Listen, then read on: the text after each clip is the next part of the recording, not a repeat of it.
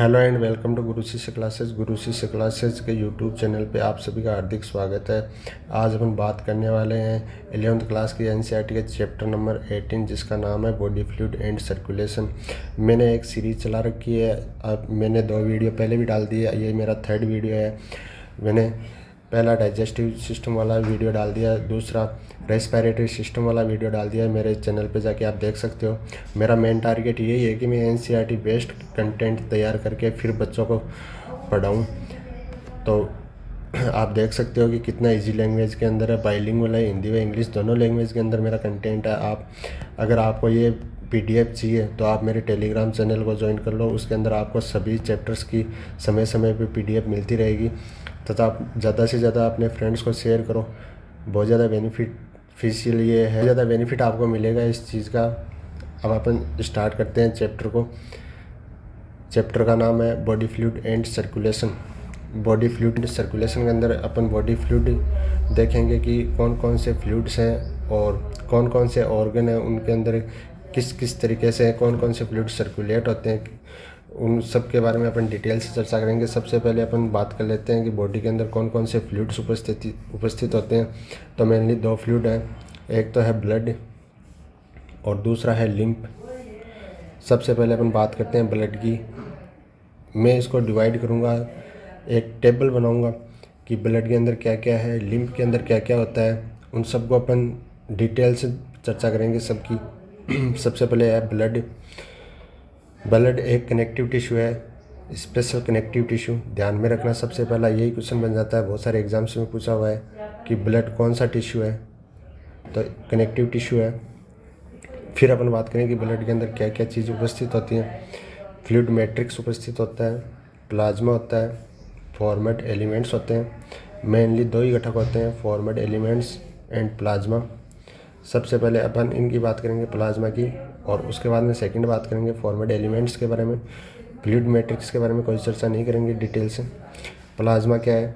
Plasma हल्का पीला रंग का फ्लूइड है। ये 55% होता है टोटल ब्लड का। 55% प्लाज्मा उपस्थित होता है। प्लाज्मा के घटक एलिमेंट्स 90 से 92% जल, 6 से 8% प्रोटीन और कुछ साल्ट्स, खनिज आयंस जैसे सोडियम, कैल्शियम, मैग्नीशियम, बाइकार्बोनेट और क्लोराइड, ये 5 आयन हैं। और अगर बॉडी के अंदर इन्फेक्शन है, इन्फेक्टेड बॉडी है, तो उसके अंदर प्लाज्मा के अंदर ग्लूकोज, एमिनो एसिड तथा लिपिड, ये तीनों भी उपस्थित होंगे। सामान्य कंडीशन के अंदर ये तीनों उपस्थित नहीं होते हैं। उसके बाद में अपन चर्चा करेंगे प्रोटीन, जिसका पार्ट था 6 से 8%। उसके अंदर क्या क्या होता है? 3 प्रकार की प्रोटीन है, फाइब्रिनोजन, सेकंड है ग्लोब्यूलिन्स और थर्ड है एल्ब्यूमिन्स। अब इनके कार्य देख लेते हैं। फाइब्रिनोजन है वो ब्लड क्लॉटिंग में आवश्यक है। ग्लोब्यूलिन्स है वो इम्यून सिस्टम के लिए आवश्यक है। और एल्ब्यूमिन्स है वो ऑस्मोटिक बैलेंस, ब्लड के अंदर ऑस्मोटिक बैलेंस बनाए रखने के लिए एल्ब्यूमिन्स आवश्यक है। ये तीनों प्रोटीन है, इनके कार्य हैं, ये ध्यान में रखना। बहुत बार एग्ज़ाम में यहाँ से क्वेश्चन आता है, इनको इधर उधर करके कैसे भी क्वेश्चन पूछ लेता है। उसके बाद में अपन देखते हैं सीरम क्या होता है। अगर प्लाज्मा से क्लॉटिंग फैक्टर हटा दिया जाए, मतलब प्लाज्मा से फाइब्रिनोजन प्रोटीन को उठा दिया जाए, तो बचा हुआ पार्ट होता है वो सीरम कहलाता है। अब अपन ने प्लाज्मा के बारे में चर्चा कर ली। प्लाज्मा के बाद में अपन सेकंड आते हैं फॉर्मेट एलिमेंट्स। फॉर्मेट एलिमेंट्स के अंदर क्या क्या चीज़ होती है? टोटल ब्लड का 45% फॉर्मेट एलिमेंट्स होता है। इसके अंदर इरिथ्रोसाइट्स आरबीसी, ल्यूकोसाइट्स मतलब डब्ल्यूबीसी, प्लेटलेट्स का दूसरा नाम थ्रोम्बोसाइट है। बहुत बार यहाँ पे कंफ्यूज हो जाते हैं कि ये इरिथ्रोसाइट्स किसका नाम है और थ्रोम्बोसाइट्स किसका नाम है, तो यहाँ पे आपको कंफ्यूज नहीं होना है, ध्यान में रखना। आरबीसी को इरिथ्रोसाइट्स बोलते हैं और प्लेटलेट्स हैं उनको थ्रोम्बोसाइट्स बोलते हैं, ध्यान में रखना थोड़ा। फिर इरिथ्रोसाइट्स मतलब आरबीसी के बारे में देखते हैं। इसकी संख्या 50 से 50 लाख होती है। वयस्क अवस्था में निर्माण बोन मेरो के अंदर होता है। केंद्रक अनुपस्थित होता है। इसकी आकृति बाइकॉनकेव आकृति होती है। इसका रंग लाल होता है। वो लाल रंग हीमोग्लोबिन के कारण होता है। 100 ml ब्लड के अंदर 12 से 16 ग्राम तक हीमोग्लोबिन उपस्थित होता है। उसके बाद में ल्यूकोसाइट्स का दूसरा नाम WBC है। ल्यूकोसाइट इसके अंदर हीमोग्लोबिन उपस्थित नहीं होता। इसकी वजह से ये कलरलेस मतलब वाइट होती है, इसलिए इसको वाइट ब्लड सेल्स बोलते हैं। फुल फॉर्म है white blood cells WBC। Haemoglobin अनुपस्थित। इसके अंदर केंद्रक उपस्थित होता है। संख्या 6000 से 8000, बहुत कम समय के लिए जीवित रहती है। उसके बाद में प्लेटलेट्स बोन मेरो की विशेष कोशिकाएं हैं से निर्मित होती है। इन कोशिकाओं का नाम है मेगाकैरियोसाइट्स। बहुत बार क्वेश्चन आ जाता है कि प्लेटलेट्स का निर्माण कौन सी कोशिकाओं से होता है। मेगाकैरियोसाइट्स कोशिकाओं से प्लेटलेट्स का निर्माण होता है। इनकी संख्या 1.5 लाख से 3.5 लाख तक होती है। इरिथ्रोसाइट्स के बारे में 2-3 बातें और हैं, वो भी देख लेते हैं। इरिथ्रोसाइट्स मतलब आरबीसी की औसत आयु 120 दिन होती है। जनरल साइंस का क्वेश्चन है, आजकल कोई नहीं पूछता, बहुत पुराना क्वेश्चन हो गया।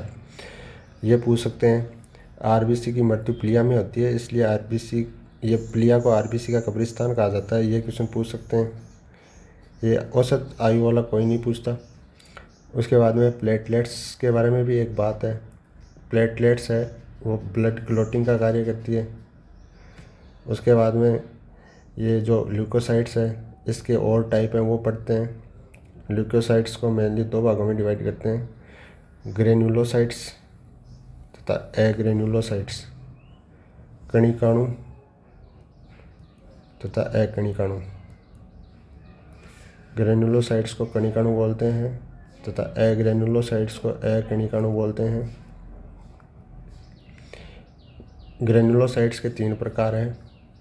इसकी ट्रिक है NEB मतलब न्यूट्रोफिल्स, इओसिनोफिल्स, बेसोफिल्स। एग्रेनुलोसाइट्स हैं वो 2 प्रकार की होती है, LM लिम्फोसाइट्स तथा मोनोसाइट्स। अब इनके कितने परसेंट उपस्थित होते हैं। न्यूट्रोफिल्स 60 to 65%, इओसिनोफिल्स 2 से 3%, बेसोफिल्स 0.5 to 1%। सबसे कम संख्या है बेसोफिल्स की। यह परसेंटेज है, ये ध्यान में रखना, बहुत बार पूछे जाते हैं। ग्रेनुलोसाइट्स कौन सी है, एग्रेनुलोसाइट्स कौन सी है, मेनली तो यही क्वेश्चन आ जाता है। और अगर थोड़ा डीपली पूछें, कुछ एग्ज़ाम्स होती हैं उनके अंदर घुमा के क्वेश्चन पूछता है एग्जामिनर, तो उसके अंदर आपको परसेंटेज भी पूछ सकता है। फिर एग्रेनुलोसाइट्स लिम्फोसाइट है वो 20 to 25%, मोनोसाइट्स है वो 6 to 8%। लिम्फोसाइट फिर 2 भागों में divide, B lymphocyte, T lymphocyte. NEET के अंदर एक बार डायग्राम से क्वेश्चन आया हुआ है, एक क्या बहुत बार आ गया होगा, लेकिन मैंने एक बार देखा था कि एक डायग्राम दिया हुआ था और ये पूछा था कि ये किसका डायग्राम है, या फिर शायद ऐसे था कि मोनोसाइट्स का डायग्राम कौन सा है, ऐसे करके कुछ क्वेश्चन था। मतलब डायग्राम से क्वेश्चन दिया हुआ था, तो आपको डायग्राम भी ध्यान में रखना है। अगर आप नीट की फर्स्ट ग्रेड की या सेकंड ग्रेड की तैयारी करने वाले बच्चे हैं तो आपको डायग्राम भी ध्यान में रखना है। उसके बाद में कुछ इम्पोर्टेंट पॉइंट्स हैं वो देख लेते हैं। न्यूट्रोफिल्स तथा मोनोसाइट्स भक्षण कोशिकाएँ होती हैं, मतलब फेगोसाइटिक नेचर होता है कौन कौन सी सेल्स का। यह क्वेश्चन काफ़ी बार पूछा गया है कि फेगोसाइटिक नेचर की कौन सी कोशिकाएँ होती हैं। ये कुछ दिन पहले रीट के अंदर भी ये क्वेश्चन आया था कि भक्षण कोशिकाएँ कौन कौन सी हैं। ये दोनों ऑप्शन में थे और इओसिनोफिल्स बेसोफिल्स ऐसे भी ऑप्शन में डाले हुए थे, तो ये आपको ध्यान में रखना है, रिपीट हो सकता है क्वेश्चन। जो अंदर प्रवेश करने वाले बाहरी जीवों को समाप्त करने का कार्य करती है, न्यूट्रोफिल्स तथा मोनोसाइट्स। उसके बाद में basophils histamine, serotonin, heparin basophils कोशिकाएँ हैं वो हिस्टामिन, सेरोटोनिन तथा हिपेरिन इनका स्राव करती है बेसोफिल्स, ये भी ध्यान में रखना। इम्पोर्टेंट फैक्ट्स हैं वो आपको ध्यान में रखने हैं, वहाँ से क्वेश्चन कैसे भी आ सकता है। उसके बाद में इओसिनोफिल्स संक्रमण से बचाव का कार्य करती है, एलर्जी प्रतिक्रिया में सम्मिलित होती है। अब ये क्वेश्चन भी बहुत बार पूछा हुआ है कि एलर्जेटिक रिएक्शन है उसके अंदर शामिल कौन सी कोशिकाएं हैं। चारों ऑप्शन अलग अलग कोशिकाएं के डाल देंगे, इरिथ्रोसाइट है, लिम्फोसाइट है, बेसोफिल्स है, और आंसर आपको देना इओसिनोफिल्स। इओसिनोफिल्स है वो एलर्जी से संबंधित है, ध्यान में रखना। दोनों प्रकार की लिम्फोसाइट्स शरीर प्रतिरक्षा हेतु तो उत्तरदायी है। यह क्वेश्चन वैसे बहुत पुराना हो गया, मेरे को नहीं लगता कि पूछा जाएगा, लेकिन फिर भी आप ध्यान में रख लेना कि इम्यून सिस्टम हेतु लिम्फोसाइट्स हैं, बी लिम्फोसाइट तथा टी लिम्फोसाइट, ये इम्यून सिस्टम हेतु उत्तरदायी है। उसके बाद में अपन बात करेंगे ब्लड ग्रुप्स के बारे में। एक बार मैं फिर से जो अपन ने पॉइंट पढ़ा है उसकी थोड़ी सी समरी में आपको बता दूं। मैंने पढ़ा बॉडी फ्लूइड्स के अंदर ब्लड है, लिम्फ है। सबसे पहले मैंने ब्लड की बात की, ब्लड के अंदर क्या क्या है। उसके बाद में मैंने बात की लिम्फ के अंदर क्या क्या है, कौन कौन से घटक हैं। तो ब्लड के अंदर मैंने बताया कि प्लाज्मा है और फॉर्मेड एलिमेंट्स हैं, दो मेनली हैं। फिर मैंने बताया कि प्लाज्मा के अंदर 55% प्लाज्मा उपस्थित होता है ब्लड के अंदर, और 90 से 92% जल उपस्थित होता है प्लाज्मा में, 6 से 8% प्रोटीन उपस्थित होती है, और कुछ खनिज आयनर अगर इन्फेक्टेड है ब्लड तो उसके अंदर ग्लूकोज, एमिनो एसिड तथा लिपिड उपस्थित हो सकते हैं। उसके बाद में प्रोटीन बताई थी 3 प्रकार की, वो आप देख लो। उसके बाद में मैं सेकंड आया था फॉर्मेड एलिमेंट्स पे, वो 45% बताया था ब्लड का। उसके अंदर मैंने कौन कौन से घटक बताए वो आप देख सकते हो एक बार। इरिथ्रोसाइट, ल्यूकोसाइट्स, प्लेटलेट्स, इनके बारे में मैंने बता दिया कि इनकी क्या क्या प्रॉपर्टीज़ है, इनके अंदर क्या क्या पाया जाता है, इसके बारे में मैंने इनके क्या क्या कार्य हैं सब चर्चा कर ली। फिर मैंने ये बता दिया कि WBC ल्यूकोसाइट्स है, ये सामान्यतः 2 प्रकार की होती है, फिर इनके 2 प्रकार हैं, वो आगे जाके 5 प्रकार में डिवाइड हो जाते हैं, वो सब मैंने बता दिया। फिर मैंने ये भी बता दिया कि यहाँ से क्वेश्चन आते हैं, इस प्रकार से क्वेश्चन पूछे जाते हैं। इनके बारे में इम्पोर्टेंट फैक्ट्स हैं वो मैंने बता दिए। अब अपन आगे बात करेंगे ब्लड ग्रुप्स के बारे में। कौन कौन से ब्लड ग्रुप्स हैं, उन पे कौन कौन से एंटीजन होती है, और उनके विपरीत कौन कौन से एंटीबॉडीज़ का निर्माण होता है, वो अपन बात करेंगे। ब्लड ग्रुप 2 एंटीजन्स की उपस्थिति तथा अनुपस्थिति पर निर्भर करता है। सामान्यतः 2 एंटीजन्स वो है, फर्स्ट है A और सेकंड है B। ये उपस्थित है या नहीं है, कौन से पे कौन सा एंटीजन उपस्थित है, कौन से पे कौन सा एंटीजन उपस्थित नहीं है, इस पे ब्लड ग्रुप डिपेंड करता है। विभिन्न व्यक्तियों के शरीर में 2 प्रकार के एंटीबॉडीज़ उपस्थित होते हैं। एंटीबॉडीज़ प्रोटीन पदार्थ होते हैं। बहुत बार क्वेश्चन पूछा जाता है कि एंटीबॉडीज़ क्या है, फैट है, कार्बोहाइड्रेट है या प्रोटीन है। ध्यान में रखना, प्रोटीन पदार्थ होते हैं एंटीबॉडीज़, ये एंटीजन के विरुद्ध बनते हैं। ब्लड ग्रुप सामान्यतः 4 प्रकार के होते हैं, A है, B है, AB है, O है। ये 4 प्रकार के ब्लड ग्रुप पाए जाते हैं।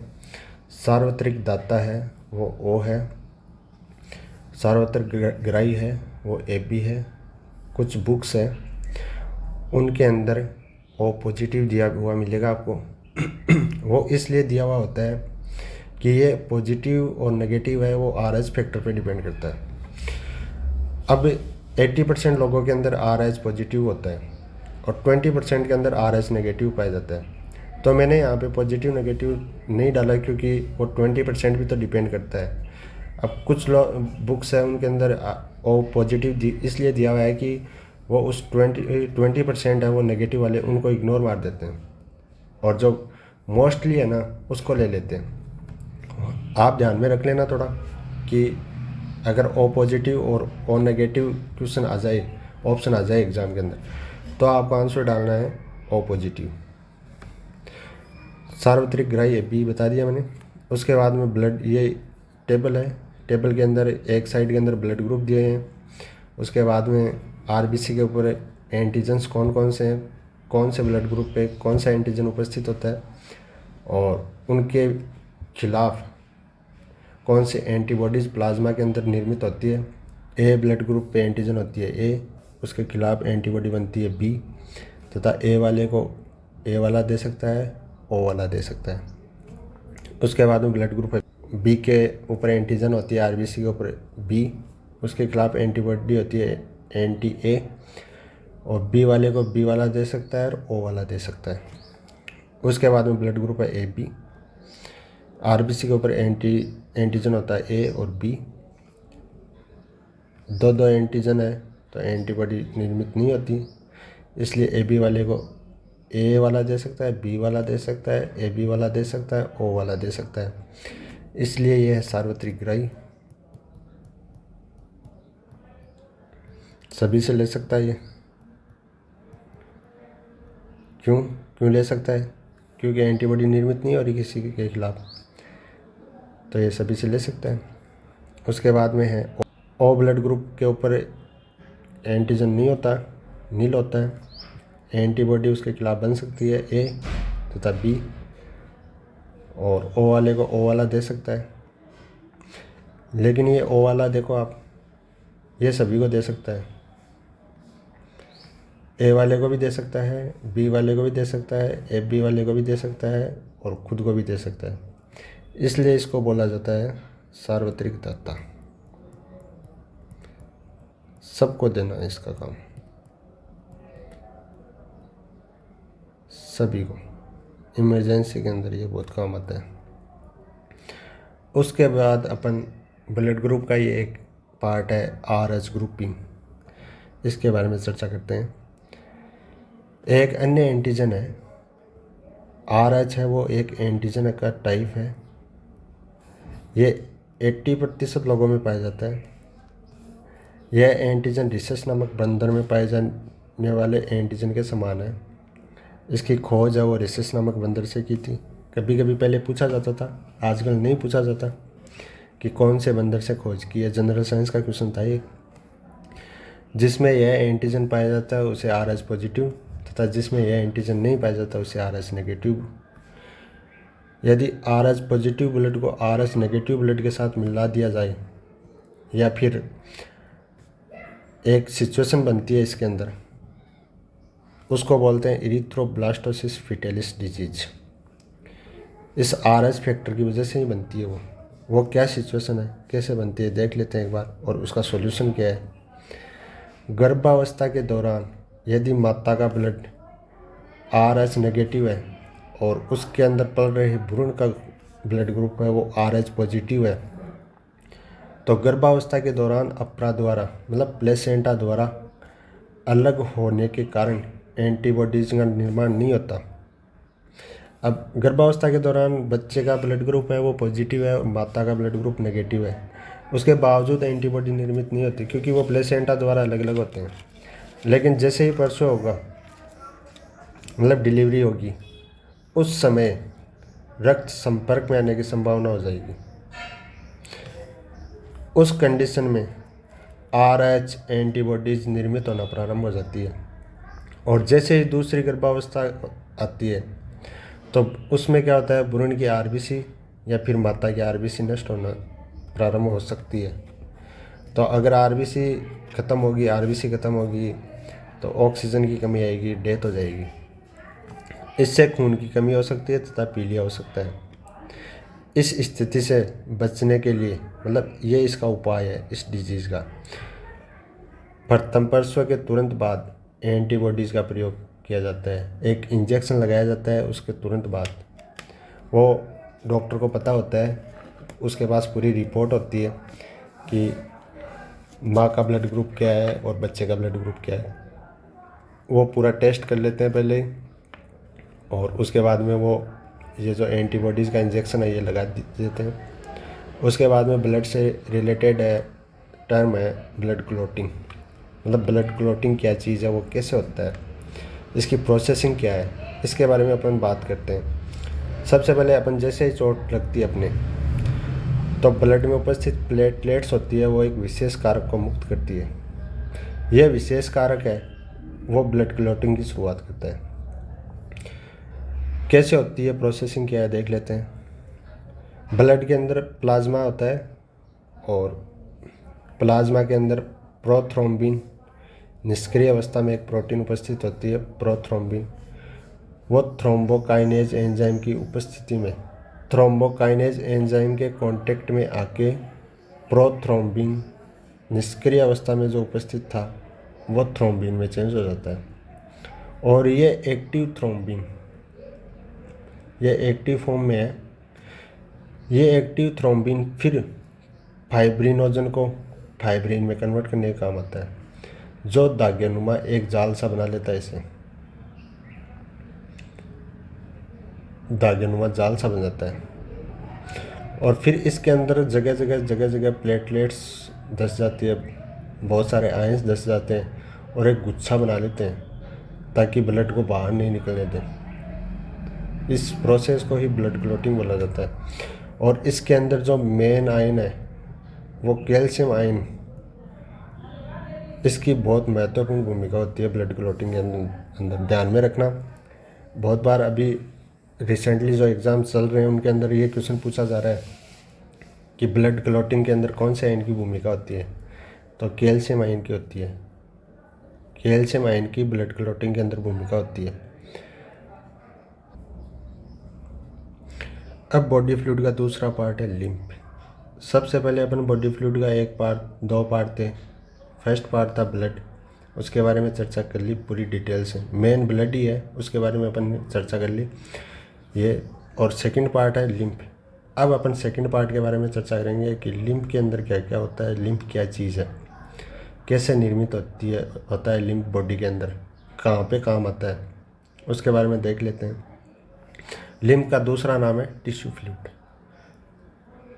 अब टिश्यू फ्लूइड को लिम्फ क्यों बोला जाता है और लिम्फ को टिश्यू फ्लूइड क्यों बोला जाता है, ये सब अपन जब ये थ्योरी पढ़ेंगे ना तो ये क्लियर हो जाएगा।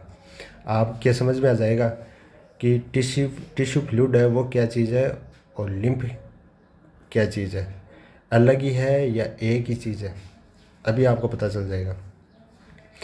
ब्लड जब टिश्यू से होकर गुजरता है तब अपने साथ जल में घुलनशील पदार्थों को कोशिका के से बाहर ले आता है, इसे टिश्यू फ्लूइड कहते हैं। अब क्या होता है, देखो जैसे ये टिश्यू है, ये आपस में कोशिकाओं से निर्मित टिश्यू है, वो आपस में ऐसे अटैच्ड होते हैं। ये टिश्यू है, टिश्यू से आगे चल के ऑर्गन बनते हैं, ऑर्गन से सिस्टम बनता है। सबसे पहले सेल्स से टिश्यू, टिश्यू से ऑर्गन और ऑर्गन से सिस्टम। अब ये टिश्यू है, इसके अंदर कोशिकाएं उपस्थित है। ऐसे कोशिकाओं से टिश्यू बन रहा है, तो ये इसमें से कोशिकाएं उपस्थित है। अब इस टिश्यू के अंदर ब्लड जाएगा बाहर से। भाई टिश्यू को पोषक तत्व चाहिए बहुत सारे, तभी तो ये जीवित रहेगा। इसको ऑक्सीजन चाहिए, बहुत सारे और भी पोषक तत्व है, ग्लूकोज वगैरह वो चाहिए, तभी तो ये जीवित रहेगा। ऐसे जीवित कैसे रहेगा, तो इधर से ब्लड जाता है टिश्यू के अंदर, टिश्यू से फिर जैसे इस कोशिका में गया, अब इस कोशिका से जैसे ही दूसरी कोशिका में जाएगा तो इसके बीच में ये जो स्पेस है ना, इस स्पेस के अंदर कुछ वाटर सोल्यूबल एलिमेंट्स होते हैं। वाटर सोल्यूबल एलिमेंट्स मतलब जल में घुलनशील पदार्थ, वो यहाँ पे बाहर आ जाते हैं कोशिका से। ब्लड आया अंदर टिश्यू में, टिश्यू से कोशिका में, अब कोशिका में बहुत सारे पदार्थ होते हैं, उनको ये बाहर ले आता है अपने साथ और यहाँ पे लाके डाल देता है। इसलिए इस फ्लूइड को टिश्यू फ्लूइड बोला जाता है, क्योंकि ये टिश्यू से निकला हुआ है। समझ में आ गई बात कि इसको टिश्यू फ्लूइड क्यों बोलते हैं, और इसको लिम्फ क्यों बोलते हैं वो भी आगे समझ में आ जाएगा आपके कि इसको लिम्फ क्यों बोलते हैं। लेकिन एक बार देख लेते हैं। इसमें प्लाज्मा के समान खनिज लवण उपस्थित होते हैं। ब्लड व कोशिकाओं के मध्य पोषक पदार्थों, हार्मोन तथा गैसों का आदान प्रदान इसी फ्लूइड से होता है। मैंने बोला था अभी भी कि कोशिकाओं के बीच के अंदर, जैसे इस कोशिका के अंदर ब्लड गया और इस ब्लड के अंदर ऑक्सीजन है, बहुत सारे पोषक पदार्थ हैं, वो इस कोशिका के अंदर भी आपको सप्लाई करने हैं।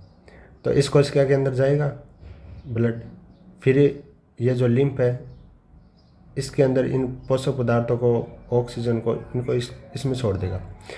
फिर ये क्या करेगा, ये इस दूसरी कोशिका को ट्रांसफ़र कर देगा। ऐसे ही इनकी कनेक्टिविटी होती है आपस के अंदर।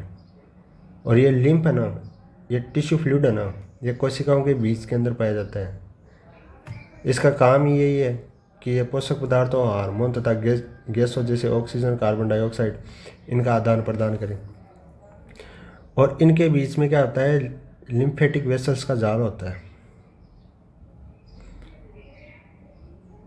ऐसे ऐसे इधर से जुड़ी हुई है और इधर से जुड़ी हुई है, दोनों साइड से वेसल्स का जाल होता है, उनको बोलते हैं लिम्फेटिक वेसल्स। ये लिम्फेटिक वेसल्स क्या करती है कि इस टिश्यू फ्लूइड को इकट्ठा करती है और इकट्ठा करके जो ब्लड वेन्स है उनके अंदर छोड़ देती है, ताकि ये ब्लड वेन्स है ये इसको मतलब बाहर ले जाके, मतलब लंग्स के पास ले जाके, ये इस डीऑक्सीजनेटेड ब्लड को, जो मैंने आपको रेस्पिरेटरी सिस्टम में बताया था, ये डीऑक्सीजनेटेड ब्लड लंग्स में आके ऑक्सीजनेटेड में कन्वर्ट होता है। तो ये वेंस के अंदर डाल देती है, वेंस फिर इसको हार्ट में डालती है और फिर हार्ट है इसको लंग्स के पास ले जाता है और वहाँ से इसको ऑक्सीजनेटेड ब्लड के अंदर कन्वर्ट कर देता है। अब ये जो लिम्फेटिक वेसल्स का जाल है, इसके अंदर ये फ्लूइड आ रहा है, इसलिए इसको बोलते हैं लिम्फ। लिम्फेटिक वेसल्स के अंदर इसको इकट्ठा किया जा रहा है, इसलिए इसको बोलते हैं लिम्फ बोला जाता है। मैंने दोनों रीजन बता दिए कि इसको टिश्यू फ्लूइड क्यों बोला जाता है और इसको लिम्फ क्यों बोला जाता है। देख लो, लिम्फेटिक वेसल्स का जाल इसे संगठित कर वेंस में छोड़ते हैं। लिम्फेटिक सिस्टम में उपस्थित फ्लूइड लिम्फ कहलाता है। लिम्फ क्यों कहा जाता है, क्योंकि लिम्फेटिक सिस्टम में उपस्थित है यह फ्लूइड, इसलिए इसको लिम्फ बोलते हैं। लिम्फ रंगहीन द्रव है, इसमें विशिष्ट लिम्फोसाइट्स मिले होते हैं। ये है लिम्फ की बात। अब अपन बात करते हैं सर्कुलेटरी पाथवे। चैप्टर का नाम था body fluid and circulation. Body fluid पूरा कंप्लीट हो चुका है। अब अपन आएंगे सर्कुलेशन पे। कौन कौन से सर्कुलेशन, कौन कौन से जीवों के अंदर उपस्थित होते हैं, उनके निवास स्थान पे, उनके संगठन पे ये डिपेंड करेगा कि कौन से जीव के अंदर कौन सा सर्कुलेटरी सिस्टम उपस्थित है, किस प्रकार का सर्कुलेटरी सिस्टम उपस्थित है। वो उसकी स्ट्रेंथ पे, उसके ऑर्गेनाइजेशन पे, उसके निवास स्थान पे, इन सब पे डिपेंड करेगा। तो अपन एक बार देख लेते हैं कि सर्कुलेटरी पाथवे कौन कौन से जीवों में कौन कौन सा पाथवे है। उसके बाद में अपन ह्यूमन सर्कुलेटरी सिस्टम के बारे में डिटेल से चर्चा करेंगे। सर्कुलेशन दो तरीके का होता है। पहला है ओपन सर्कुलेशन, दूसरा है क्लोज सर्कुलेशन। ओपन सर्कुलेशन कौन कौन से जीवों में है, ऑर्थ्रोपोडा तथा मोलस्का। ध्यान में रखना, बहुत बार क्वेश्चन आ जाता है कि ऑर्थ्रोपोडा या फिर मोलस्का के अंदर कौन सा सर्कुलेशन पाया जाता है, ओपन मतलब खुला सर्कुलेशन। उसके बाद में क्लोज सर्कुलेशन, ये है एनेलिडा तथा कॉर्डेट्स के अंदर, मतलब अपने अंदर। अपन कॉर्डेट्स में आते हैं। अब अपन डिटेल से चर्चा करेंगे क्लोज सर्कुलेशन के बारे में, क्योंकि मैंने बोला था कि ह्यूमन सर्कुलेटरी तो अपना मेन फोकस रहेगा। तो अपन कोऑर्डिनेट्स के अंदर आते हैं तो इसके बारे में चर्चा करेंगे। क्लोज सर्कुलेशन सिस्टम है क्या है, ये चैम्बर पे डिपेंड करता है, हार्ट के अंदर कितने चैम्बर है, चैम्बर बेसिस है। सबसे पहला है 2 चैम्बर्ड, अगर 2 ही चैम्बर उपस्थित हो, 2 चैम्बर का मतलब एक एट्रियम हो और एक वेंट्रिकल हो, तो इसको 2 चैम्बर्ड हेड बोलते हैं। ये फिशेस के अंदर, मछलियों के अंदर उपस्थित होता है, ये आप देख सकते हो। ये एक एट्रियम है और ये एक वेंट्रिकल है। बस इतने में ख़त्म हो गया, बहुत ईजी है ये मछलियों के अंदर है। उसके बाद में 3 चैम्बर्ड, मतलब 2 एट्रियम 1 वेंट्रिकल। अगर 2 एट्रियम हो और 1 वेंट्रिकल हो तो 3 चैम्बर्ड हो गया, 1 + 2 3। ये एम्फीबियंस तथा रेप्टाइल्स, रेप्टाइल्स में एक अपवाद है क्रोकोडाइल, ध्यान में रखना, पूछ लेते हैं बहुत बार कि क्रोकोडाइल कितने चैम्बर्ड हेड वाला है, तो 4 चैम्बर्ड होता है, इसमें अपवाद है ये। उसके बाद में 4 chambered head, 2 atrium 2 ventricles, example crocodile. Birds तथा मेमल्स, बर्ड्स को ध्यान में रखना, मेमल्स तो याद रह जाएगा, मेमल्स में तो अपन आते ही हैं। क्रोकोडाइल और बर्ड्स को ध्यान में रखना, ये देख लो आप। इसको डबल सर्कुलेशन भी बोलते हैं, वो आगे पता चल जाएगा कि डबल सर्कुलेटरी सिस्टम क्यों बोलते हैं। इसके अंदर 2 एट्रियम है ऊपर वाले और ये 2 वेंट्रिकल हैं नीचे वाले। अब अपन चर्चा करेंगे ह्यूमन सर्कुलेटरी सिस्टम पे, डिटेल से चर्चा करेंगे अपन। ह्यूमन सर्कुलेटरी सिस्टम के बारे में अपन चर्चा कर लेते हैं। हार्ट है वो मेसोडर्मली होता है, थोरेसिक कैविटी में उपस्थित दोनों लंग्स के मध्य होता है। रक्त वाहिनियों ब्लड कैपिलरीज का जाल होता है, इसका आकार बंद मुट्ठी के समान होता है। दोहरी झिल्ली का भित्तिमय हृदय आवरण जिसे पेरिकार्डियम, ये रहा पेरिकार्डियम, डबल लेयर्ड है, सिंगल लेयर्ड नहीं है। और डबल लेयर्ड होने के कारण इसके बीच में स्पेस भी पाया जाएगा, उसके अंदर फ्लूइड पाया जाएगा, उस फ्लूइड को बोलेंगे हृदयावरणित द्रव्य, पेरिकार्डियल फ्लूइड। पेरिकार्डियल फ्लूइड जो नॉर्मल आघातों से बचाव करेगा इसका। मैं इसका एक रफ डायग्राम बनाऊंगा और उस रफ डायग्राम का इसके साथ कंपैरिजन करूंगा, उसके बाद में मैं आपको उस रफ डायग्राम से समझाऊंगा ताकि आपको इजीली समझ में आ जाए।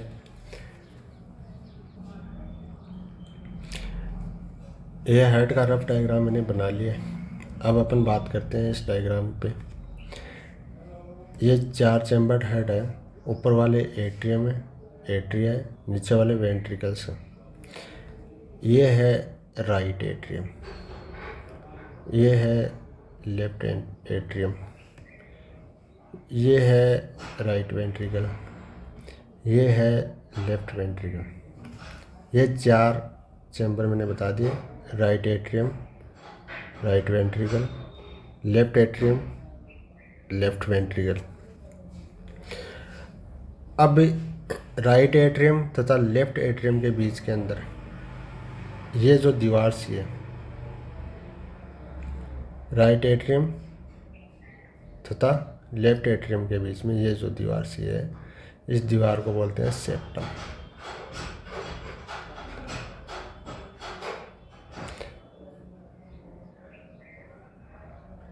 सेप्टम दोनों एट्रियम के बीच में, इसलिए इसको बोलते हैं एट्रियोसेप्टम, एट्रियोसेप्टम। और ये राइट वेंट्रिकल और ये लेफ्ट वेंट्रिकल, इन दोनों के बीच में ये जो दीवार सी है, ये भी सेप्टम है, इसको बोलते हैं वेंट्रिकल सेप्टम। या फिर वेंट्रिकुलर सेप्टम, क्योंकि दोनों वेंट्रिकल्स के बीच में। ये राइट एट्रियम और राइट वेंट्रिकल, और ये लेफ्ट एट्रियम तथा लेफ्ट वेंट्री के बीच में भी दीवार सी है, ये भी सेप्टम ही है। ये एट्रियोवेंट्रिकुलर सेप्टम है, एट्रियोवेंट्रिकुलर सेप्टम। ये एट्रियम सेप्टम, वेंट्रिकुलर सेप्टम, ये एट्रियम और वेंट्रिकुलर के बीच में, इसलिए एट्रियोवेंट्रिकुलर सेप्टम। अभी ये जो सेप्टम है ना, राइट वाला, जो राइट एट्रियम तथा राइट वेंट्रिकल के बीच में, इसके अंदर एक वाल पाया जाता है, इसको बोलते हैं ट्राइकस्पिड वाल। और जो लेफ्ट एट्रियम तथा लेफ्ट वेंट्रिकल है ना, इसके बीच में एक वाल पाया जाता है, इसको बोलते हैं बाइकस्पिड वाल। ये ट्राइकस्पिड वाल, ये बाइकस्पिड वाल। बाइकस्पिड वाल है, इसका दूसरा नाम है मिट्रल वाल। ये भी ध्यान में रखना, बहुत बार दूसरा नाम भी पूछ लेते हैं कि मिट्रल वाल है वो कौन से वाल का नाम है, बाइकस्पिड वाल का नाम है या फिर ट्राइकस्पिड वाल का नाम है। अब ये जो सेप्टम है ना, जो वेंट्रिकल्स के बीच में, ये जो एट्रियम वाला सेप्टम है ना, इससे ज़्यादा मजबूत होता है। क्यों होता है मजबूत? क्योंकि एट्रियम का काम तो इतना ही है कि ब्लड को वेंट्रिकल्स में डाल दे। फिर वेंट्रिकल्स का काम है कि राइट वेंट्रिकल्स है वो तो लंग्स के पास ब्लड को भेजे, और जो लेफ्ट वेंट्रिकल्स है उसका काम है वो बॉडी के ऑर्गन्स हैं, टिश्यूज, उनके पास ब्लड को भेजे। इसलिए लॉन्ग डिस्टेंस तक इस ब्लड का फ्लो करवाना है तो यहाँ पे प्रेशर ज़्यादा होगा, और प्रेशर ज़्यादा होगा तो अगर ये वॉल है, ये सेप्टम है, ये पतला हुआ, मतलब थिन हुआ, तो ये फट सकता है और ये पूरा ब्लड मिक्स हो सकता है और हार्ट फेलियर की स्थिति आ सकती है। इसलिए ये सेप्टम है ना, ये थिक होता है, मजबूत होता है। उसके बाद में अपन ये दो वाल के बारे में चर्चा कर ली। यहाँ पे भी वाल होंगे, यहाँ पे भी। वाल क्यों पाए जाते हैं? वाल का काम होता है वन साइड फ्लो, मतलब एक साइड में ही फ्लो होना चाहिए किसी भी चीज़ का। जैसे टायर है, टायर के अंदर वाल पाया जाता है तो अपन उसके अंदर हवा भर तो सकते हैं, लेकिन वापस नहीं निकलती। फिर वापस तभी निकलेगी जब अपन उस वाल के साथ छेड़खानी करेंगे। अगर उस वाल के साथ छेड़खानी नहीं करें तो हवा नहीं निकलेगी। वही सीन यहाँ पे कि ब्लड है वो एट्रियम से वेंट्रिकल में चला तो जाए, लेकिन ये जैसे ही श्रिंक हो, प्रेशर क्रिएट करे यहाँ पे, तो वेंट्रिकल वाला ब्लड वापस एट्रियम में नहीं जा पाए, इसलिए यहाँ पे वाल है। तो वही सेम कंडीशन यहाँ पे होगी कि वेंट्रिकल्स है वो पल्मोनरी आर्टरी तथा एओर्टा के अंदर ब्लड को फ्लो करवा तो दे, लेकिन ये ब्लड वापस नहीं आ जाए इसमें, क्योंकि इनका काम है कि आगे फ्लो करवाना, वापस बैक फ्लो करवाने का काम ही नहीं है, मतलब ही नहीं है बैक फ्लो का। तो इसलिए यहाँ पे वाल पाए जाते हैं। ये है सेमीलूनर वाल, इस वाल का नाम है सेमीलूनर वाल। यहाँ पे tricuspid, right atrium right ventricle के बीच में tricuspid, left atrium left ventricle के बीच में बाइकस्पिड या मिट्रल वाल, तथा पल्मोनरी आर्टरी और एओर्टा के अंदर सेमीलूनर वाल। इतना क्लियर हो गया? अब अपन आगे बात करते हैं, राइट वेंट्रिकल से स्टार्ट करते हैं। राइट वेंट्रिकल से एक आर्टरी निकलती है, उसका नाम है पल्मोनरी आर्टरी। वैसे आर्टरीज है, अपन नॉर्मली देखते हैं कि आर्टरीज के अंदर ऑक्सीजनेटेड ब्लड होता है और वेंस के अंदर डीऑक्सीजनेटेड ब्लड होता है, लेकिन ये अपवाद है। यहाँ पे ये पल्मोनरी आर्टरी है, इसके अंदर डीऑक्सीजनेटेड ब्लड है। अब वो कहाँ से आया है वो आगे आपको पता चल जाएगा कि ये डीऑक्सीजनेटेड क्यों है। लेकिन अभी फ़िलहाल आप इतना ध्यान में रख लो कि पल्मोनरी आर्टरीज़ के अंदर डीऑक्सीजनेटेड ब्लड है, ये लंग्स के पास जाएगा और फिर ऑक्सीजनेटेड, इसमें ऑक्सीजन मिलेगी, ऑक्सीजनेटेड ब्लड होगा फिर ये पल्मोनरी वेन आ गए, ये पल्मोनरी वेन है वो लेफ्ट एट्रियम के अंदर इसको डाल देगी। फिर लेफ्ट एट्रियम के अंदर ऑक्सीजनेटेड ब्लड है वो लेफ्ट वेंट्रिकल में जाएगा, लेफ्ट वेंट्रिकल से एओर्टा के अंदर जाएगा, एओर्टा से बॉडी ऑर्गन्स के पास जाएगा और फिर बॉडी ऑर्गन से ये ब्लड सुपीरियर वेना केव से होता हुआ राइट एट्रियम में आ जाएगा। अब मैंने ये बोला था कि राइट वेंट्रिकल के अंदर जो ब्लड था वो डीऑक्सीजनेटेड ब्लड था, उसका पता आगे चलेगा। तो यहाँ पे आपको चल रहा है कि ये जो ऑक्सीजनेटेड ब्लड है बॉडी ऑर्गन्स के पास गया, यहाँ पे ऑक्सीजन काम में ले ली गई और कार्बन डाइऑक्साइड इसमें डाल दी, तो ये डीऑक्सीजनेटेड हो गया ना। अब ये डीऑक्सीजनेटेड ब्लड है ये सुपीरियर वेना केवा से होता हुआ राइट एट्रियम में आ गया और राइट एट्रियम से राइट वेंट्रिकल में आ गया, तो हो गया ना डीऑक्सीजनेटेड। ये सर्कुलेशन चलता है इसका। अब इसके अंदर कुछ और भी चीज़ें हैं वो अपन देख लेते हैं एक बार। उस डायग्राम को तो मैंने हटा दिया क्योंकि मैंने सोचा कि उसमें कुछ समझ में आएगा नहीं, तो मैंने नया डायग्राम बना लिया। इस डायग्राम के अंदर जो बाकी चीज़ें हैं वो मैं आपको बताऊंगा। राइट एट्रियम है ये, राइट एट्रियम, ये है लेफ्ट एट्रियम, ये है राइट वेंट्रिकल, ये है लेफ्ट वेंट्रिकल। राइट एट्रियम के राइट कोने के अंदर एक नोडल टिश्यू होता है, उसको बोलते हैं ऐसे नोड। इसकी फुल फॉर्म है cyano atrial node.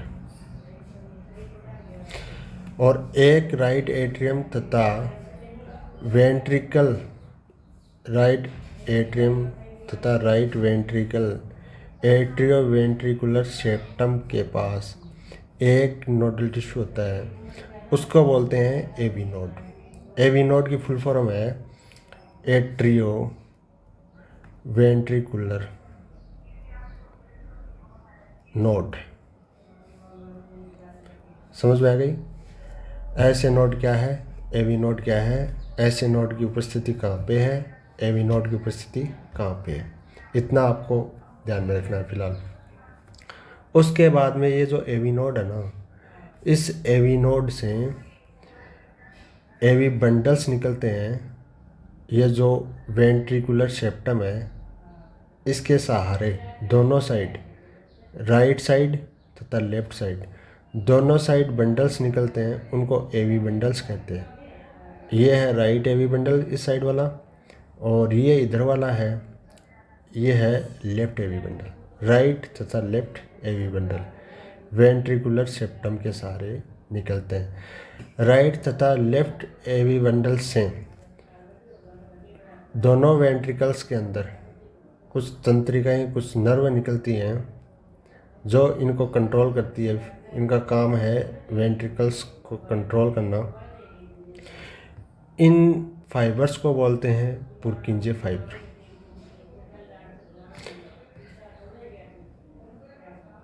Right ventricular तथा लेफ्ट वेंट्रिकुलर वाले फाइबर्स हैं, उनको पुर्किंजे फाइबर बोलते हैं। ये एवी बंडल है। एवी बंडल तथा पुर्किंजे फाइबर, इन दोनों को मिला के बोलते हैं bundle of hitch. Bundle of hitch, hitch scientist का नाम है, इसलिए इसने खोज की और इन दोनों को एक कॉमन नाम दे दिया बंडल ऑफ हिच, मतलब हिच के बंडल। इतना क्लियर हो गया? ऐसे नोड कहाँ पे है, एवी नोड कहाँ पे है, एवी बंडल क्या है, कहाँ पे प्रेजेंट है, पुर्किंजे फाइबर क्या है, बंडल ऑफ हिच क्या है, ये सब पता चल गया आपको। ये जो ऐसे नोड है ना, ये स्व उत्तेजित है, स्व उत्तेजित टिश्यू है। इसको बाहर से उत्तेजना की आवश्यकता नहीं होती ऐसे नोड को, यह भी आपको ध्यान में रखना। अब ये प्रोसेस कैसे चलती है, कैसे नहीं चलती है, वो तो अपन आगे इसकी बारे डिटेल से चर्चा करेंगे। लेकिन जो मैंने पढ़ाया है, जो मैंने आपको समझाया है, वो जो हेड है उसका डायग्राम समझा है मेनली, कि इसके अंदर क्या क्या उपस्थित होता है, कहाँ कहाँ पे उपस्थित होता है। मैंने अभी फ़िलहाल इतना ही समझाया है, और जो मैंने समझाया है वो आप एक बार अपन थ्योरी से देख, थ्योरी पढ़ने से आपको बिलीव हो जाएगा कि मैंने जो पढ़ाया है वो सही पढ़ाया है कि गलत पढ़ाया है। और थ्योरी पढ़ने का दूसरा फ़ायदा ये भी है कि अगर जो मैंने बताया उसमें से कुछ पॉइंट छूट गए हैं तो वो भी क्लियर हो जाएंगे। इसलिए अपन अब थ्योरी पे आते हैं। थ्योरी देखना। मानव हार्ट में 4 कक्षक उपस्थित होते हैं, मैंने बता दिया। 2 कक्षक अपेक्षाकृत छोटे होते हैं, 2 बड़े होते हैं। छोटे वाले एट्रिया होते हैं, बड़े वाले वेंट्रिकल्स होते हैं, बता दिया। इंटर एट्रियल सेप्टम कहाँ पे उपस्थित होता है? दोनों एट्रिया के बीच में होता है। इंटरवेंट्रिकुलर सेप्टम कहाँ पे उपस्थित होता है? दोनों वेंट्रिकल्स के बीच में उपस्थित होता है। थर्ड सेप्टम है एट्रियो वेंट्रिकुलर सेप्टम। ये एट्रिया तथा वेंट्रिकुलर के बीच में उपस्थित होता है, इसलिए इसका नाम एट्रियो वेंट्रिकुलर सेप्टम रखा गया है। दोनों एट्रियो वेंट्रिकुलर सेप्टम में एक एक वाल्व होता है, मैंने बता दिया। ट्राई एट्रियो वेंट्रिकुलर सेप्टम के राइट एट्रियोवेंट्रिकुलर सेप्टम में ट्राइकस्पिड, लेफ्ट एट्रियोवेंट्रिकुलर सेप्टम में बाइकस्पिड। बाइकस्पिड का दूसरा नाम मिट्रल वाल्व, मैंने बता दिया, ध्यान में रखना है मिट्रल वाल्व को। पल्मोनरी आर्टरी एंड एओर्टा के अंदर सेमिलुनर वाल्व्स उपस्थित होते हैं, बता दिया। वाल्व्स वन में होते हैं, उल्टे प्रवाह को रोकते हैं। वेंट्रिकल्स की भित्ति एट्रिया की भित्ति से मोटी होती है, यह मैंने नहीं बताया। मैंने यही बताया कि वे वेंट्रिकल्स हैं, इनकी साइज़ एट्रिया से बड़ी होती है। अभी ये भित्ति मोटी होती है, इसका रीज़न भी वही था कि ये प्रेशर है। इस प्रेशर को हैंडल करने के लिए, क्योंकि इसका प्रेशर ज़्यादा होगा, प्रेशर को हैंडल करना है, इसका प्रेशर ज़्यादा है क्योंकि इसको लॉन्ग डिस्टेंस तक फ्लो करना। उसके बाद में आगे देख लेते हैं। 2 नोडल टिश्यू मैंने बता दिए, एक ऐसे नोड है और दूसरा एवी नोड है। ऐसे नोड है वो राइट एट्रिया के ऊपर राइट कोने में उपस्थित, एवी नोड है राइट एट्रिया के नीचे कोने में एट्रियोवेंट्रिकुलर सेप्टम के पास में। फिर एवी बंडल मैंने बता दिया, एवी बंडल है वो वेंट्रिकुलर सेप्टम है, उसके राइट तथा लेफ्ट दोनों साइड में होता है। उसको राइट एंड लेफ्ट बंडल में डिवाइड करते हैं। उसके बाद में मैंने पुरकिंजे तंतु बता दिए, राइट एंड लेफ्ट बंडल ये बता दिया। हिजगा बंडल मैंने बता दिया, हिजगा बंडल क्या है। फिर मैंने ये बता दिया नोडल टिश्यू बिना किसी बाह्य प्रेरणा के क्रिया विभव पैदा करने में सक्षम है। ये दो तीन पॉइंट है, ये और आप देख लेना। ऐसे नोड सबसे अधिक क्रिया विभव पैदा कर सकती है, 1 मिनट में 70 से 75 क्रिया विभव। कोई पूछता नहीं है लेकिन ध्यान में रख लेना। ऐसे नोड हार्ट का लयात्मक संकुचन प्रारंभ करता है तथा इसे बनाए रखता है। सामान्य हृदय स्पंदन दर 70 से 75 होती है, ध्यान में रख लेना। वैसे ध्यान ही यही था तो सब। अब अपन बात करेंगे कार्डियक साइकिल के बारे में। कार्डियक साइकिल को मैं समझाने से पहले आपको फिर से एक डायग्राम मेरे को बनाना पड़ेगा, रफली डायग्राम, ताकि इजीली समझ में आ जाए। अब अपन कार्डियक साइकिल की रिलैक्स स्टेज के बारे में चर्चा कर लेते हैं कि रिलैक्स स्टेज के अंदर क्या होता है। रिलैक्स स्टेज के अंदर क्या होता है कि पल्मोनरी वेन तथा वेना केवा से ब्लड आता है, वो राइट वेंट्रिकल तथा लेफ्ट वेंट्रिकल में चला जाता है। वो कैसे जाएगा? क्योंकि ये ट्राइकस्पिड और ये बाइकस्पिड मिट्रल वाल्व दोनों ओपन होंगे, तब इसके अंदर चला जाएगा। और ये वाल्व रहेंगे सेमिलुनर वाल है ना, ये रहेंगे बंद। और इतना ही काम होता है रिलैक्स स्टेज के अंदर कि यहाँ से ब्लड आता है, ये दोनों वाल्व खुले होते हैं और ये दोनों वाल्व बंद होते हैं। अब अपन एक बार थ्योरी देख लेते हैं, रिलैक्स स्टेज की थ्योरी देख लेते हैं एक बार। Tricuspid and bicuspid valve open होते हैं रहते हैं। Blood pulmonary vein and vena के बाद से लेफ्ट एंड राइट एट्रिया से होता हुआ लेफ्ट एंड राइट वेंट्रिकल्स में पहुंचता है। सेमिलुनर वाल हैं वो बंद रहते हैं। बस ये 3 चीज़ें मैंने आपको बता दी जो रिलैक्स स्टेज में। अब अपन बात करेंगे कि फंक्शनल स्टेज के अंदर क्या होता है। फंक्शनल स्टेज के अंदर क्या होता है कि ऐसे नोड से क्रिया विभव उत्पन्न होता है। ऐसे नोड का क्रिया विभव एवी नोड को जाता है। एवी नोड का क्रिया विभव है वो जो बंडल ऑफ हिज मैंने बताया था, ये पुरकिंजे फाइबर है, ये नोडल बंडल था, ये राइट, ये लेफ्ट, ये पुरकिंजे फाइबर और ये हिज का बंडल। ये एवी नोड है, ये इसको देगा सिग्नल। शुरुआत क्या होगी कि ऐसे नोड के पास क्रिया विभव आएगा, ऐसे नोड है, वो दोनों एट्रियम को संकुचित करेगा, मतलब एट्रियल का सिस्टोल होगा। सबसे फर्स्ट स्टेप होगी एट्रियल सिस्टोल। अब क्या होगा, ये ट्राइकस्पिड और बाइकस्पिड वाल है, ये ओपन होंगे। ये जैसे ही संकुचित होगा, एट्रियल संकुचित होंगे, इनसे ब्लड आएगा। ट्राइकस्पिड तथा बाइकस्पिड वाल ओपन होंगे, इनसे ब्लड आएगा राइट वेंट्रिकल तथा लेफ्ट वेंट्रिकल में। अब राइट वेंट्रिकल तथा लेफ्ट वेंट्रिकल में ब्लड आ गया, तो इस दौरान ये दोनों सेमिलुनर वाल बंद रहेंगे ताकि ब्लड सीधा नहीं जाए, और यहाँ पे ब्लड इकट्ठा होगा। इकट्ठा होने के बाद में ये जो एवी नोड था, ये एवी बंडल को सिग्नल देगा। एवी बंडल है वो पुरकिंजे फाइबर है जो वेंट्रिकल्स के अंदर हैं, इनको सिग्नल देंगे, तथा वेंट्रिकल्स हैं ये संकुचित होंगे। ये संकुचित होने से पहले सेमिलुनर वाल ओपन होंगे, बाइकस्पिड तथा ट्राइकस्पिड वाल बंद होंगे। एट्रियल है दोनों, वो रिलैक्स अवस्था में आएंगे, क्योंकि इनके अंदर जो ब्लड था वो वेंट्रिकल्स में आ गया, इनके अंदर ब्लड है नहीं, इनका प्रेशर ख़त्म हो गया, ये रिलैक्स हो गए। ट्राइकस्पिड तथा बाइकस्पिड वाल है वो क्लोज हो गए, अब ब्लड ऊपर नहीं जा सकता। सेमिलुनर वाल ओपन हो गए। अब जैसे ही इसमें संकुचन होगा, एवी नोड से सिग्नल आएगा, ये संकुचित होंगे। इसमें जो ब्लड है वो सेमिलुनर वाल ओपन होते ही, ये पल्मोनरी आर्टरी है, पल्मोनरी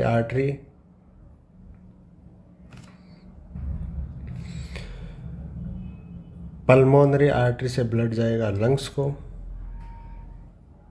और ये इधर एओर्टा है, एओर्टा से ब्लड जाएगा ऑर्गन्स को। फिर ऑर्गन्स से ब्लड आएगा वेना केवा द्वारा राइट एट्रिया के पास। राइट एट्रिया के पास आएगा तो ट्राइकस्पिड वाल बंद होंगे। इधर जो लंग्स वाला ब्लड है वो पल्मोनरी वेन से लेफ्ट एट्रिया के पास आएगा, तो ये बाइकस्पिड वाल बंद हो जाएंगे, इसके अंदर इकट्ठा होगा। फिर ऐसे नोड है वो एक्टिव होगा, स्व उत्तेजित होगा, फिर ये वाल खुलेंगे, ये इसमें संकुचन होगा, इसका ब्लड वापस राइट वेंट्रिकल तथा लेफ्ट वेंट्रिकल के अंदर आएगा, दोनों से ये प्रोसेस चलेगी। इस प्रोसेस को कार्डियक साइकिल बोलते हैं। ये एक तरीके से चक्कर चल रहा है, साइकिल चल रही है, इस वजह से इस साइकिल को कार्डियक साइकिल बोलते हैं। अब मैं आपको थोड़ा सा भरोसा दिलाने के लिए आपको थ्योरी पढ़ा देता हूँ, ताकि आपको पता चल जाए कि जो सर ने पढ़ाया है वो करेक्ट है। देख लेते हैं एक बार। फंक्शनल स्टेज के अंदर क्या होता है, ऐसे नोड से क्रिया विभव पैदा होता है। एट्रियल का सिस्टोल होता है, मतलब संकुचन होता है एट्रियल में, जिससे रक्त का प्रवाह 30% बढ़ जाता है। वेंट्रिकल्स में क्रिया विभव का संचालन एवी नोड द्वारा होता है, जहाँ से हिज के बंडल द्वारा वेंट्रिकुलर मसल्स तक पहुँचता है। उसके बाद में है वेंट्रिकल मसल्स में संकुचन होता है तथा एट्रिया रिलैक्स हो जाता है। मैंने बोला था कि एट्रिया वाला ब्लड है वो वेंट्रिकल में आ गया तो ऑटोमेटिक ही रिलैक्स हो जाएगा। उसके बाद में वेंट्रिकल्स में दाब बढ़ता है, ट्राइकस्पिड एंड बाइकस्पिड वाल्व बंद हो जाते हैं, सेमिलुनर वाल्व खुल जाते हैं।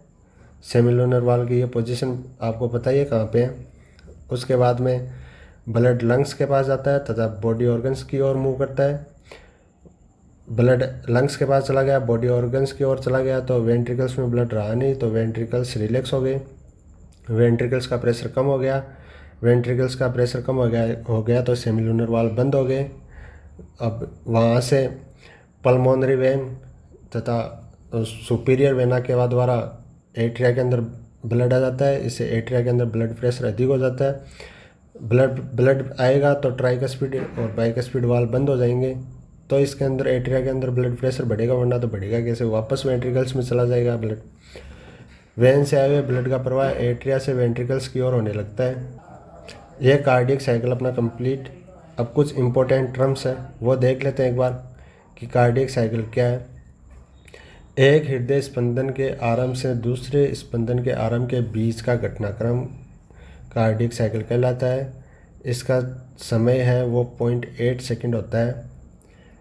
72 बार ये साइकिल रिपीट होती है 60 सेकंड के अंदर, तो इसका जो टाइम निकल गया था है वो 0.8 सेकंड निकल गया है।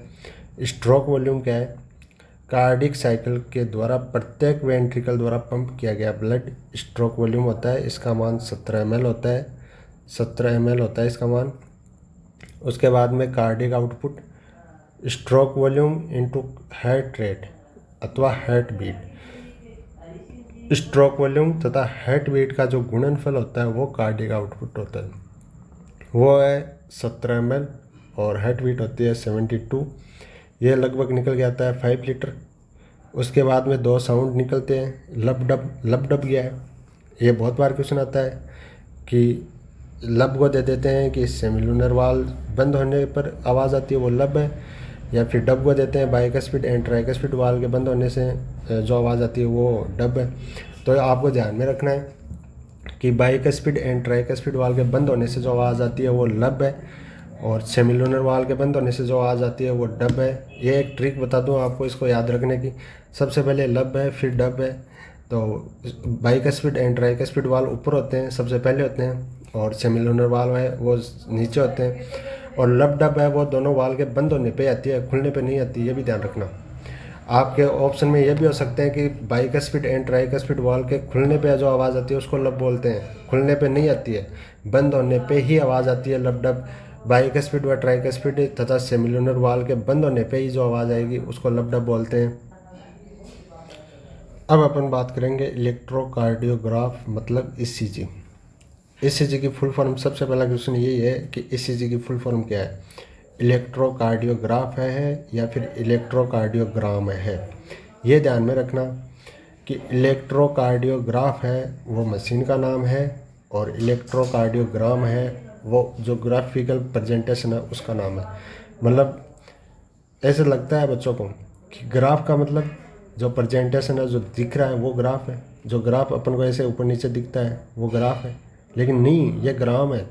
और ग्राफ है ना वो मशीन का नाम है, ध्यान में रखना।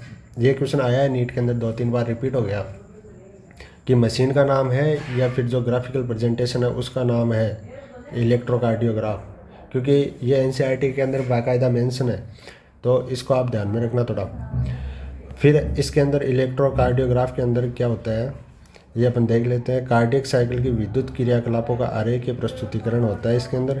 मशीन का नाम है, ये मैंने मेंशन कर रखा है, देख लो आप, ध्यान में रखना, इंपॉर्टेंट है, बहुत बार पूछा गया है।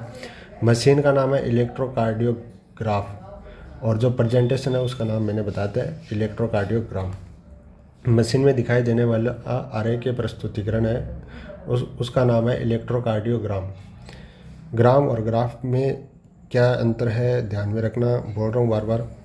सामान्य निगरानी हेतु व्यक्ति को 3 विद्युत लीड से जोड़ा जाता है। ये नॉर्मल निगरानी हेतु है, अपन को बहुत डिटेल से जांच करनी है तब ये 3 लीड काम में नहीं आती, फिर ज़्यादा लीड लगानी पड़ती है। ये सामान्य निगरानी के लिए है। सामान्य निगरानी हेतु कौन कौन सी 3 लीड कहाँ कहाँ पे लगाई जाती है देख लेते हैं। 2 लीड कलाई के अंदर और 1 लीड बाई एडी में। बाई एडी है, ध्यान में रखना, दाई एडी नहीं है, ये अंतर है। आपसे पूछ सकते हैं कि 1 लीड दाई एडी में, दाई एडी नहीं है, बाई एडी ही होगा। हृदय क्रियाओं के विस्तृत मूल्यांकन के लिए कई तारों को सीने से जोड़ा जाता है। यह विस्तृत डिटेल्ड इन्फॉर्मेशन प्राप्त करने के लिए सीने से कुछ तारों को जोड़ा जाता है।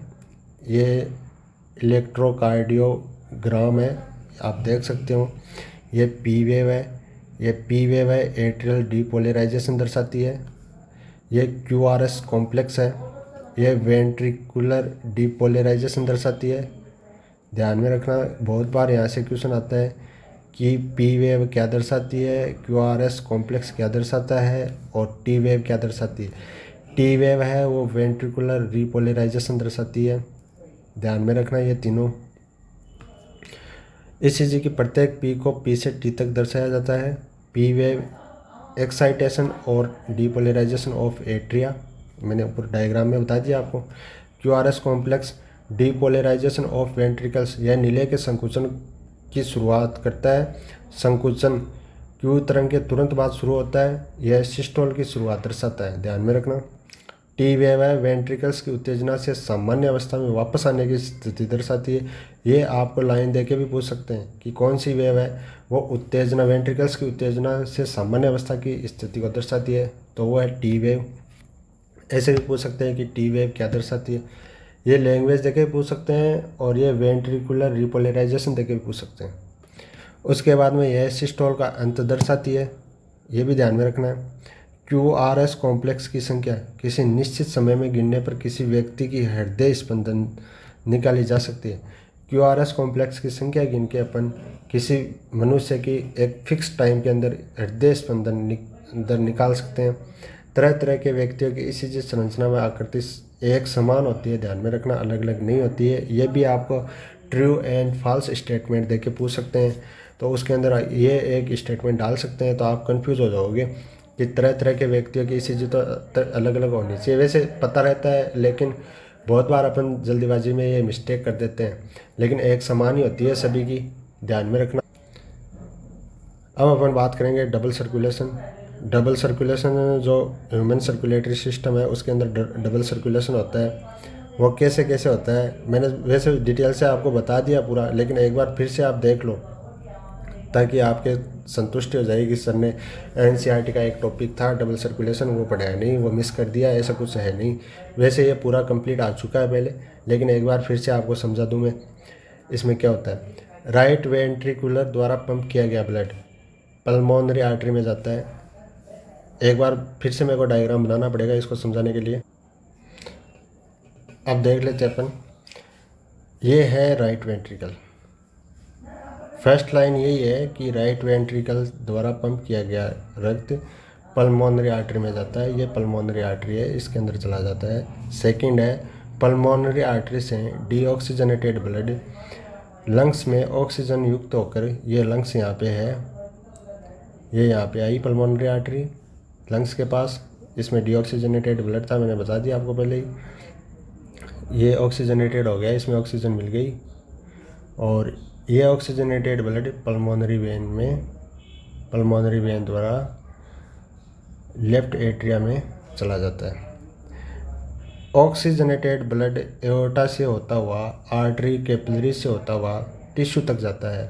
ये ऑक्सीजनेटेड ब्लड है लेफ्ट एट्रियम में आ गया और ये है लेफ्ट वेंट्रिकल से एओर्टा, आर्टरीज तथा कैपिलरी से होता हुआ ऑर्गन्स के पास चला जाता है, टिश्यू के पास चला जाता है।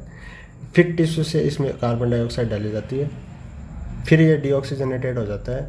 ये डीऑक्सीजनेटेड ब्लड वेना केवा, मतलब ये डीऑक्सीजनेटेड ब्लड वेना केवा से होता हुआ, और ये राइट वेंट्रिकल था और ये राइट एट्रियम में आ जाता है।